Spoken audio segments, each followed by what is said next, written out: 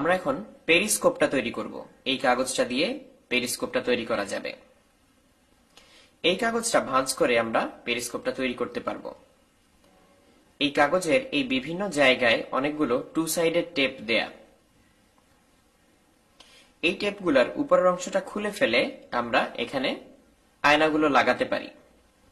খুললে এই হলুদ রঙের অংশটা দেখতে পাচ্ছি, এটাই হচ্ছে আঠা। তো আমরা একে একে সবগুলো স্টিকারের উপরের অংশটা খুলে ফেলব। তারপর আয়নাগুলো বসিয়ে দিব। তো এখানে সবগুলো স্টিকার এখন খোলা। এবার আমরা আয়না লাগাতে পারি। আয়নাটা খুব সাবধানে জায়গা মতো বসিয়ে দিতে হবে।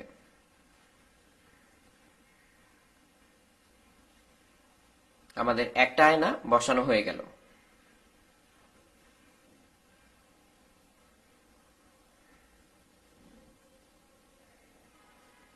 এবার আমরা অন্য আয়নাটাকে লাগাবো। এটাকেও খুব সাবধানে জায়গা মতো বসাতে হবে।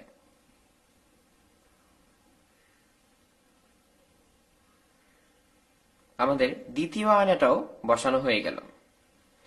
এবার আমরা এই কাগজটাকে ভাঁজ করতে পারি।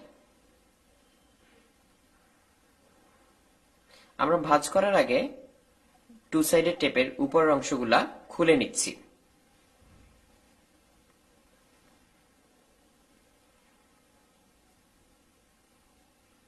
এবার আমরা এটাকে ভাঁজ করে একসাথে জুড়ে দিতে পারি।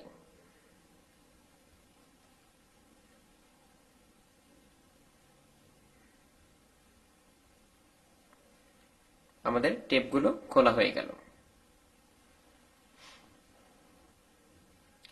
আমরা ত্রিকোণাকার কাগজটা বাইরে রাখবো, তারপর ভাঁজ করব।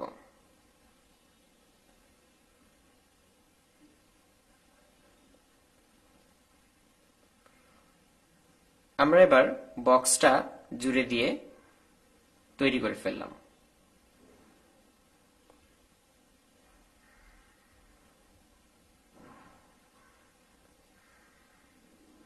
বক্স তৈরি করা হয়ে গেল। আমাদের বক্স তৈরি করা হয়ে গেল। এবার আমরা মিররগুলো প্লেস করব। আমরা এই তিন কোণা কাগজগুলো বাইরে রেখে মিররের কাগজগুলো ভিতরে আটকে দিব। আমরা এবার অন্য পাশটাতে একই কাজ করব। তিন কোণা কাগজটাকে বাইরে রেখে ভাঁজ করব।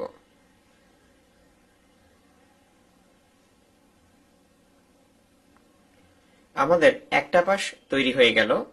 অন্য পাশটাতেও আমরা ঠিক একই কাজ করব। একটা পাশ হয়ে গেল। এবার আমরা অন্য পাশটাও ভাঁজ করে আটকে দিলাম।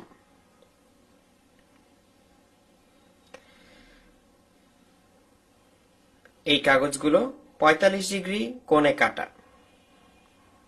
এবার আমরা একটা পাশ দিয়ে তাকালে অন্য পাশটার সামনে যা থাকবে তা দেখতে পাবো।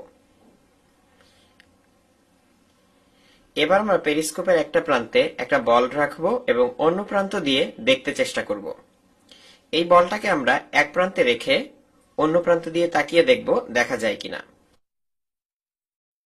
হ্যাঁ, দেখা যাচ্ছে। আমরা বলটা যে প্রান্তে রাখবো অন্য প্রান্ত দিয়ে আমরা দেখতে পাবো এবং বেশ দূরে নিলেও তা স্পষ্ট দেখা যায়।